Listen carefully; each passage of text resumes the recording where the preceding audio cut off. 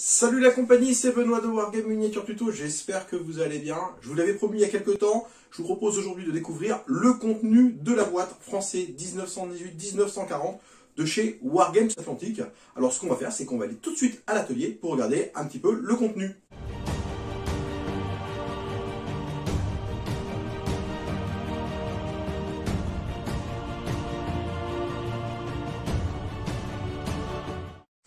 Nous revoici donc pour découvrir le contenu de la boîte. The Great War. Donc des Français, alors ils annoncent ici 14-18, mais ici on annonce 1916-1940. Il faut avouer que bon, l'uniforme français entre les deux guerres a peu évolué, mis à part la couleur. Au niveau de l'illustration, on va déjà regarder un petit peu. Donc on nous annonce ici déjà 35 figurines, hein, donc de 28 mm, du 1/56e. Donc, qui sera parfaitement adapté pour des jeux comme Bolt Action, mais également Blitzkrieg ou autres.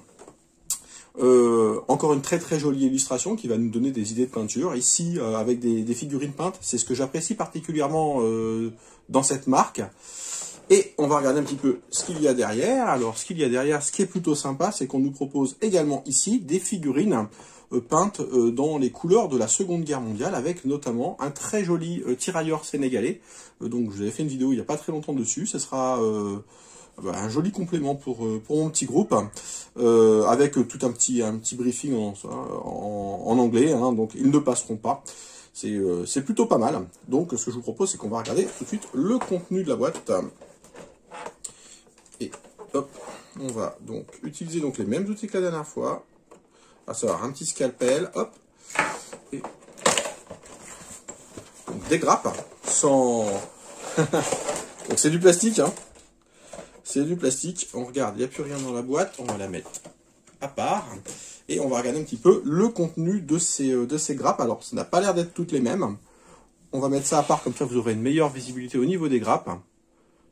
Donc ici une grappe avec beaucoup d'éléments de fusil, de bras. Donc ça c'est bien. Très très bien. On va faire également, donc là, 2 fois la même grappe. Donc on a des petites grappes, ce sont que les bras. Si je regarde bien. Des petits bras, des petits sacs. On va regarder ça en détail. Des têtes également, ça c'est super important. Donc on va regarder ça tout de suite. Alors les têtes. Voilà, des têtes de tirailleurs sénégalais qu'on découvre ici. Très bien faites. Alors c'est la grosse force de Wargames Atlantique qui propose ça. Ici des machettes. Donc ça c'est plutôt cool. Des machettes même détachées. Très très bien. Du fusil mitrailleur. Très bien. Petit sac. Alors bien entendu, il y a du fusil, il y a du sac. Non, franchement, une belle diversité. Je regarde un petit peu les autres que je viens de vous montrer pour voir s'il n'y a pas d'autres têtes. Alors ici, oui, les têtes de tirailleurs sénégalais ont été mises à part. Il y en a 1, 2, 3, 4, 5, 6, 7. 7 têtes. Parfait. Et on a également toutes ces grappes-là. Donc, ouais, très honnêtement, c'est plutôt généreux. Et on va regarder un petit peu ce qu'on nous propose ici. Alors c'est plutôt malin parce que l'uniforme pour les tirailleurs et le reste de la troupe c'est les mêmes. De la Première à la Seconde Guerre mondiale, c'est les mêmes également. Ici on remarque tout de suite un corps d'officier. Voilà, qui est reconnaissable avec ses bottes. Et puis bon, il ne porte pas de par-dessus. Et sinon des poses voilà, qui sont somme toute assez classiques, mais toujours aussi efficaces. Ici avec un personnage assis, ici un personnage bon, qui va un petit peu de l'avant. Voilà, alors qu'est-ce qu'il y a d'autre de beau sur ces grappes? Alors on a des têtes ici avec de la barbe, de la moustache. Ça c'est vraiment bien parce qu'on n'en trouve pas forcément des masses. Pour les fans de la Première Guerre mondiale, voilà, masque à gaz, ça c'est vraiment très cool. Les cascadrians. Ah, attendez, je recule ça parce que ça risque de perturber votre vue. Voilà. De jolis casques.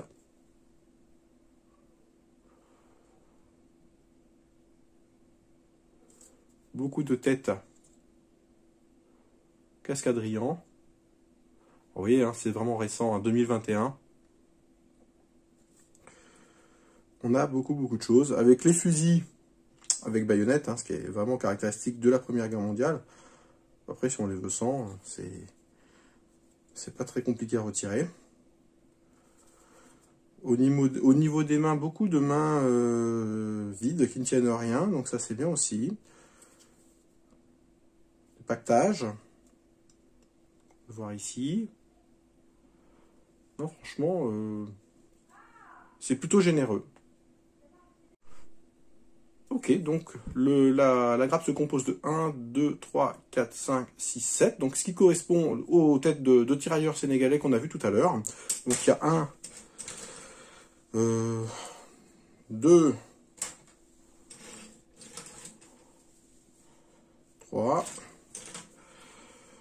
4, 5, 7 x 5, 35. Donc hein, il y a bien les 35 qui sont là. Et vraiment avec une belle diversité. Ce qu'on va faire, c'est qu'on va monter un petit personnage tout de suite. Alors, qu'est-ce qu'on va pouvoir monter qui peut être amusant? On va prendre un corps. Alors, on va faire du classique. Hein. On va prendre un corps. Et ce sera l'occasion de voir un petit peu la sculpture. Voilà, on peut prendre celui-là, par exemple. On va couper ça délicatement. Alors, le plastique est toujours de très bonne qualité. Un peu plus dur que le plastique de chez Warlord. Pas cassant pour autant. C'est important de le dire. Les figurines, à noter,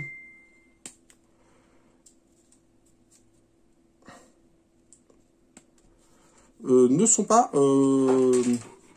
proposées avec des décalcos. Alors bon, pour les Français, c'est pas trop gênant. Ne sont pas proposées avec des décalcos ou avec des socles. Et ça, par contre, c'est un peu plus gênant. Mais bon, ce qui nous permet également d'adapter les figurines à différents types de jeux. Parce que des règles, il en existe plein. On va regarder un petit peu ça. Hop, je vais rapprocher ça à fond. Et on regarde, alors vous voyez, hein, ça vient juste de sortir de grappe. Et très honnêtement, c'est très propre. Il y a beaucoup de détails. Et à peindre, ça va bien ressortir. Ça, c'est obligé. On va, comme la dernière fois, on va nettoyer ça. Hop. Excusez-moi, hein, des fois, c'est un peu du mal à faire le point.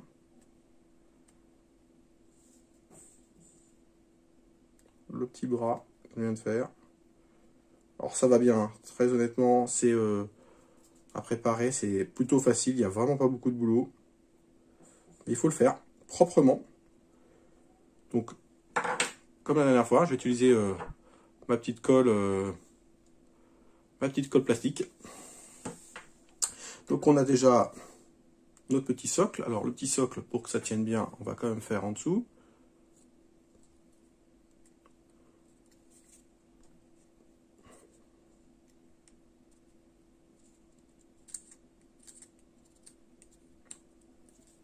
Donc ça peut être soclé.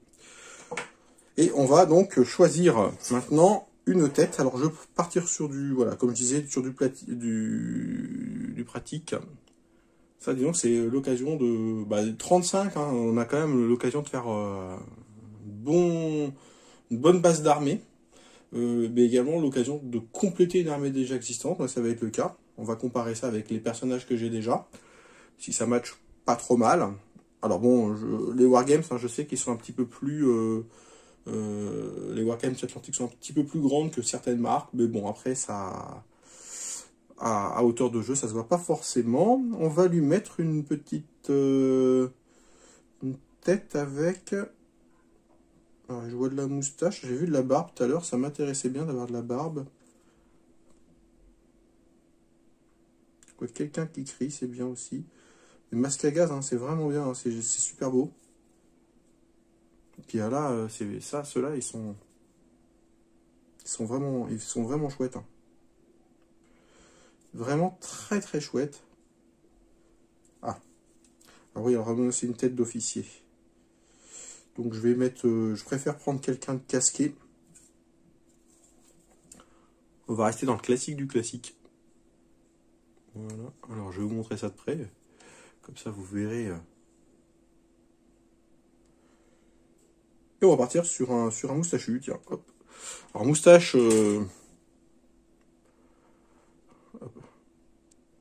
Ah, on est vraiment dans du petit. Hein. Voilà. Vous voyez. C'est l'essentiel, c'est que vous ayez vu. On va commencer par la tête une fois n'est pas coutume. On fait ça. Et on va donc utiliser notre petite colle pour coller notre tête. Alors, contrairement aux figurines de chez Warlord, ici, les têtes ne s'enfoncent pas dans des creux. Alors, ça permet aussi également un grand mouvement au niveau des têtes.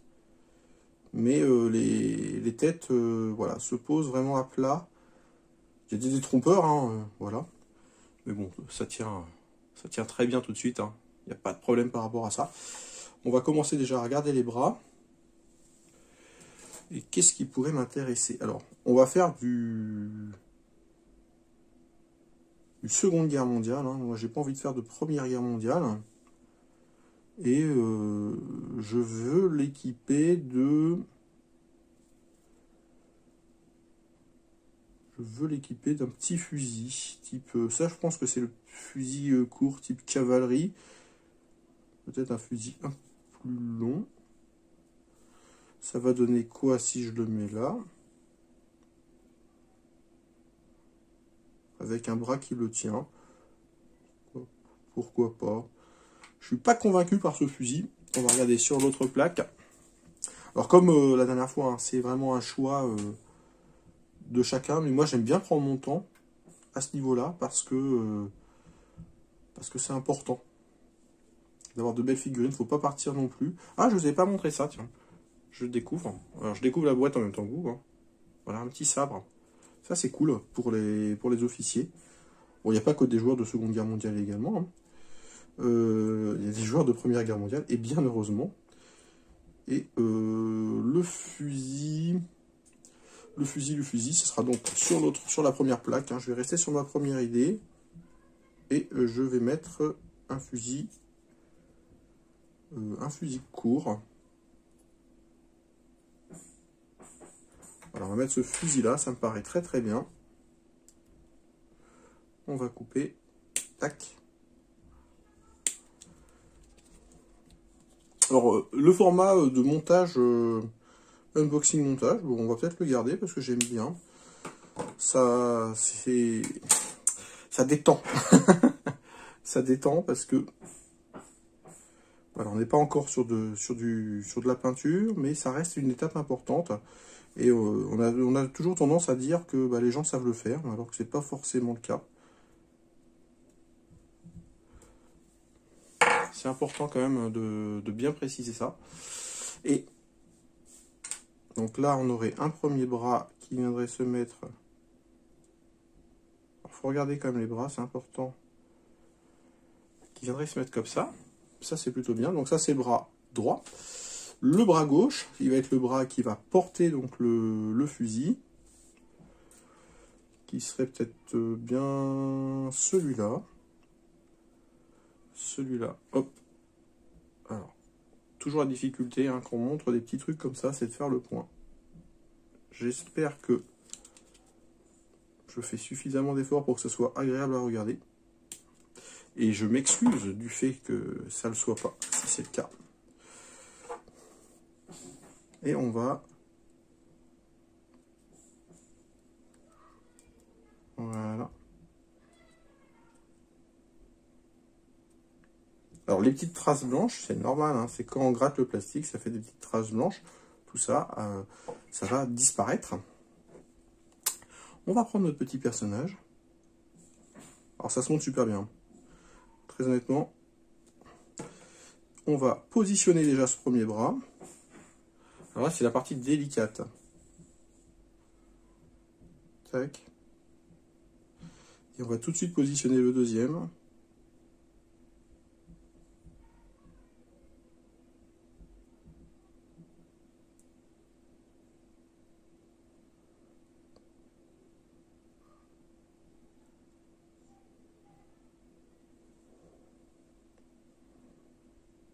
tac, et tac. Et on arrive sur une figurine, ma foi, qui a une pose plutôt jolie.